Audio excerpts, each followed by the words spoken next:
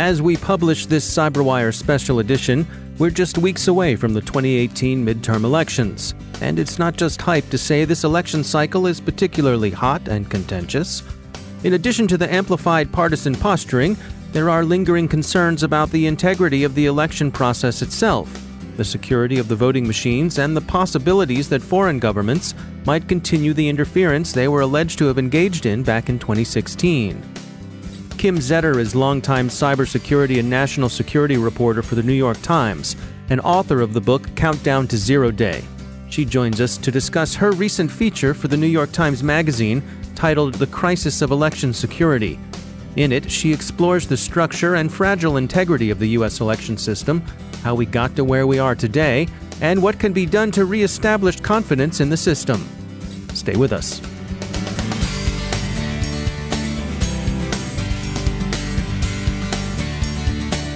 Time to take a moment to thank our sponsor, Cylance. Are you looking for something beyond legacy security approaches? Of course you are. So you're probably interested in something that protects you at machine speed and that recognizes malware for what it is, no matter how the bad guys have tweaked the binaries or cloaked their malice in the appearance of innocence.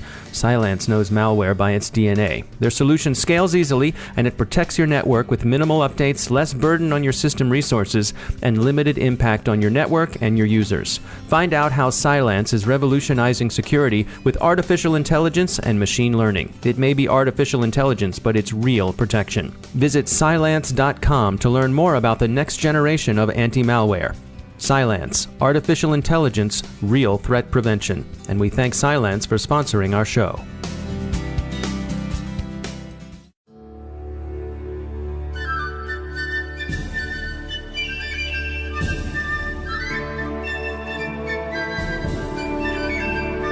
I've been covering election security going all the way back to 2003. So this is sort of a culmination of all of that reporting. I was really heavily involved in it for a long time between 2003 and around 2008, 2010. And it really sort of fell by the wayside. People weren't really concerned anymore about the voting machines because a lot of the places, a lot of jurisdictions around the country had actually started switching to paper ballots or paper trails on touchscreen machines. And so there were a lot of people that sort of, thought that, okay, we've solved this problem. I didn't think that we'd solved it, and a lot of people didn't think that we'd solved it. But it went out of favor in terms of the public wasn't thinking about it anymore. And so when the Russian interference in the 2016 election occurred, it brought this into sharp focus again. And so it was clear that the problem hadn't been solved. I mean, many of us already knew that. But now that there was actually people paying attention to it again, it was time to raise the issue. And my point with this piece was really to show that the Russians weren't the problem. They're sort of a symptom of the problem and sort of an urgency to the problem. But it's been a problem going all the way back to 2002. And it really hasn't been addressed properly. Can you take us through what are some of the challenges that we face when it comes to getting this under control? Well, there's really, I guess it's sort of multifaceted. Securing the machines is sort of the long haul way of addressing this. But you're never going to get a machine that's fully secure and not hackable. So what you have to do is you have to have a system in place that would help you know in the first place whether or not the software has been altered. And we don't have that right now. We don't have the ability to examine the software at all once it's on machines because it's proprietary software and the voting machine vendors have gone to court to prevent anyone from looking at their software.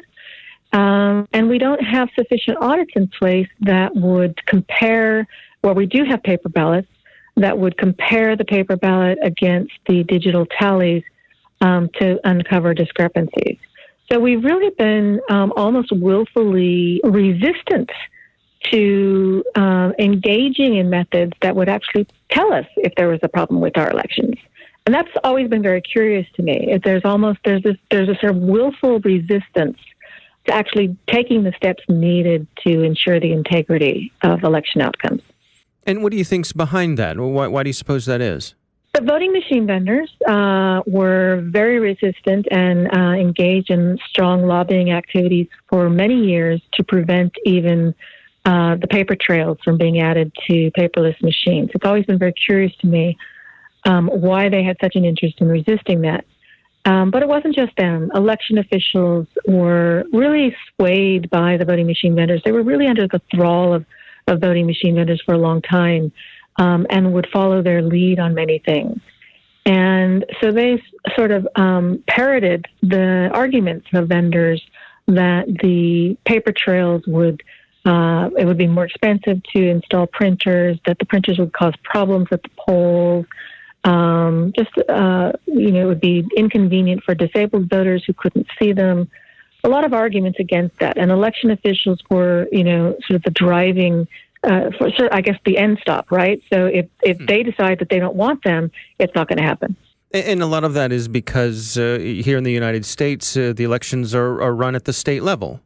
They are not just, no, they're run at the county level. So the Secretary of State, in many cases, is sort of the chief election official, but doesn't really have a lot of involvement in the day-to-day running of elections. And elections don't just happen, when you go to the polls. There's a lot of prep work and a lot of smaller elections that take place throughout the year that involve sort of ongoing activity. And Secretary of State will be involved in, let's say, setting procedures, maybe some protocols, but even that, it's sort of high level. And they engage only when, in the past, only when there's been a problem. And so really county officials who are, for the most part, quite often not tech savvy at all, have been left to make these decisions on their own. And that's how the voting machine vendors have become so influential. And what led us to this situation? Is this a relic of how, I don't know, the growth of our country? I mean, what brought us here? Well, under the Constitution, it's under states' rights and constitutional rights to conduct elections. We don't want the federal government interfering in elections, right? Because then that raises the possibility for some kind of real interference. And so there's always been this pride in counties running elections on their own. But that actually doesn't get us the lack of interference that we think it does, because many county election officials are very partisan. They've been elected themselves, and they are part of a party. And so we've sort of given, in many cases, partisan people control over elections, and also not had any oversight over their day-to-day operations or of the choices that they make and the things that they do. And we really sort of neglected that because we don't really want to know about elections at any time except, the day we go to the polls. It's a problem with legislators. It's a problem with the public. No one wants to hear about this stuff, and no one really cares about it until an election year or until a problem rises. They want to think that they want it to be in the hands of someone else. No one wants to really deal with it. And so leading up to the 2016 election, were there people who were sounding the alarms? For a decade. Yeah. So specifically about sounding the alarm around the Russians, I mean, obviously there was DHS was coming out and talking about the probing of voter registration databases. But they were very emphatic that there wasn't any evidence that anyone was targeting voting machines or the election infrastructure aside from those voter registration databases, which is alarming in itself, right? Mm-hmm. But not the machinery that is used to tabulate or cast ballots. But we all know, people who have been on this beat or overseeing this issue for a decade, that it's not that hard to go from a voter registration system to the systems that are then used to control and count ballots. So there were people, obviously, when the first hints came out that Russians were probing even voter registration databases, there were people that knew ultimately what that could mean, but there was no time to do anything about it. Now, one of the things you point out in your piece here is that the security agencies in the U.S. say that there's no evidence that the Russians had changed any votes, but you think it's a little more complicated than that.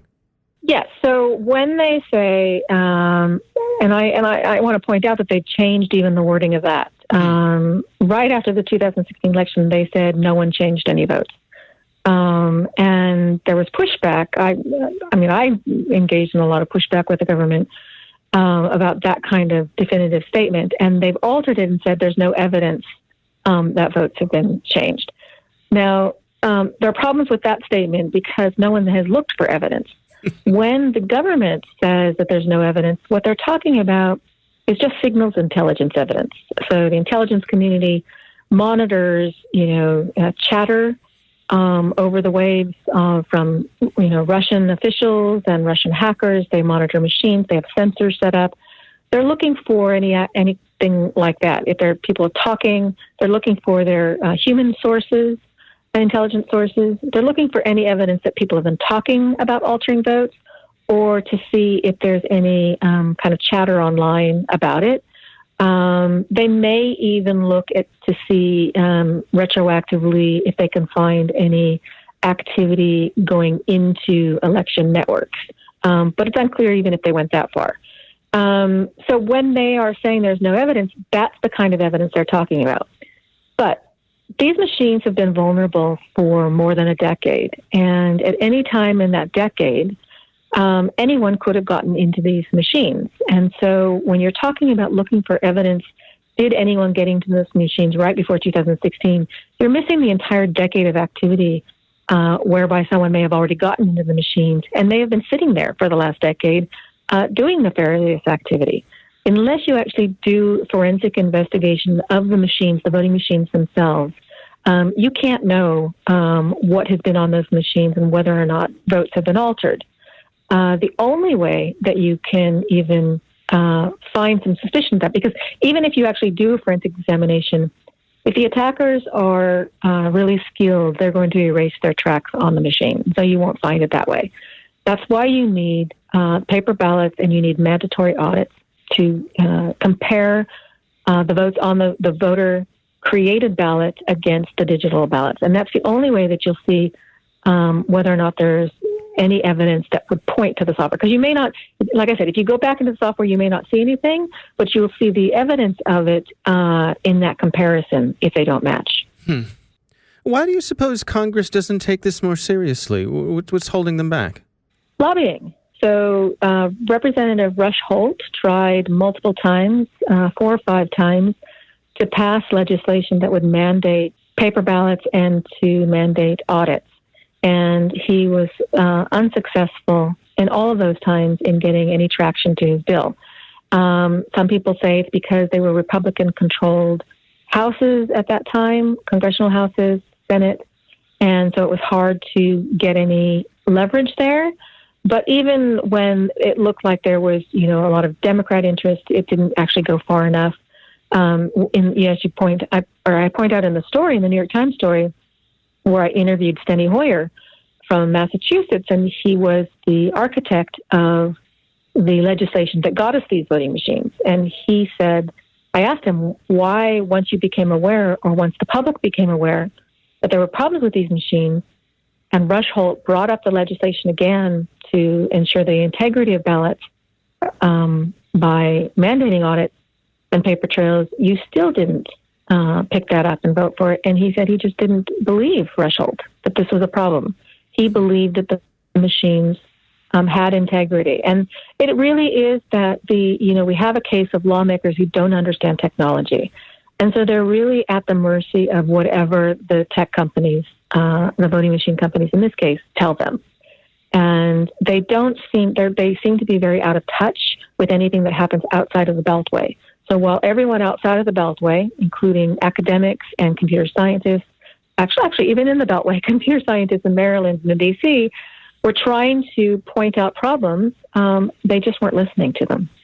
Yeah, it's really striking to me that something so crucial to the foundations of democracy as our ability to have confidence in our elections is basically under the control of private for-profit companies who aren't really allowing us to take a look at what's going on under the hood.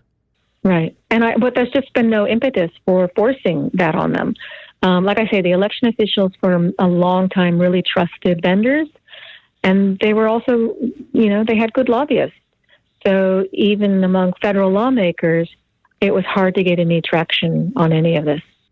Now, leading up to the 2016 election, we had then candidate Trump, who was sort of sowing the seeds of doubt when it came to the election integrity. He was leading up to Election Day. He was saying the election is a sham, it's a scam. We have other observers saying that the Russians feel it isn't necessary to sway the outcome, but just to shake our confidence in our democratic norms. How much confidence do voters have these days? Has that shakeup been successful? Yeah, so that's the difficulty here, is that we've never had a situation like this, right, where a president going into the election himself was already questioning the integrity of the outcome of the election. And then after the election, of course, we're looking at the prospect, well, if the Russians actually did accomplish some of this, then that was their goal and they achieved it, right? They've raised questions. And so now anyone who tries to shine a light on this then can be accused of aiding the Russians. So you don't win either way, right? You're trying to actually secure elections, but now you become an enemy of democracy. If you're actually in trying to secure elections against the Russians, you now become an aid of the Russians by sowing doubt in the outcomes.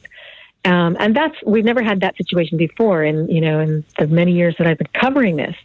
So this is a new sort of wrench thrown in, and it's a difficult wrench, but I think that we've overcome that. I think that election officials have sort of embraced some assistance from DHS. They've accepted that they need to become more security conscious and raise their security profile. So I think that even though there are still some people that say, hey, don't talk about this, you're helping the Russians, there are many more that say, no, we need to actually address this. So where do we stand now? We're heading into the 2018 midterms. Has there been any meaningful change? Are things the same as they've been? Has having a light shown on this, has that made anything better? It's definitely made election officials more, let's say, open and cooperative about seeking assistance. In the past, the election officials really haven't been able to, first of all, they didn't have the will to go look for assistance, but they also had a resources problem in that they don't have money to actually hire security staff on their own. So having assistance offered by DHS has really improved things, and it's improved the awareness and it's improved the willingness. But what DHS can do is very limited. What they are doing is they're scanning internet-facing systems. So like the voter registration database, the server, anything connected online, they can do a remote scan of that to see if there are any unpatched software holes in that database software or the server software, and they can help officials get that patched. But that's a very, very small part of the election infrastructure. And most of the infrastructure is not supposed to be connected to the internet, and it's not in a position of being scanned. And yet it is just as vulnerable. What would you like to see going forward? Or are there any solutions available to improve the situation that have any hope of being pushed through? Mandatory audits and paper ballots. That is, if we can do anything, that would, it's very hard to get security right. Security is a huge uphill battle. Even when you think that you've secured your system, any change that you make to your system afterwards can introduce new vulnerabilities. So you can't rely on getting the tech so secure that no one will ever be able to change anything. And also, we're dealing here with an insider threat, right? We're not just dealing with Russians who we have to look at coming from the outside over the internet. Voting machines are also vulnerable to being manipulated by a trusted insider. And so you can't necessarily defend against that by doing the tech. That's why you have to implement something after the fact to do some verification. And if you have audits, and I mean, they have to be well-designed audits. Risk-limiting audits is the kind of audit that states and counties want to be doing. And there's only one state now that currently does that. So you want to have paper ballots created by the voter, not a paper ballot that's produced by a machine, but the paper ballot that's created by the voter. Then you can scan it and you can count the digital votes taken from that ballot, but you need to actually look at that paper ballot and you need to do a mandatory audit. And that's really the only hope that we have of knowing when the election has been manipulated and trusting that it hasn't.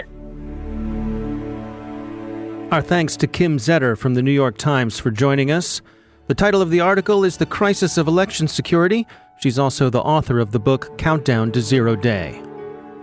Thanks to our special edition sponsor, Cylance. To find out how they can help protect you, visit Cylance.com. The CyberWire podcast is proudly produced in Maryland out of the startup studios of Data Tribe, where they're co-building the next generation of cybersecurity teams and technology. Our CyberWire editor is John Petrick, social media editor Jennifer Iben, technical editor Chris Russell, executive editor Peter Kilpie, and I'm Dave Bittner. Thanks for listening.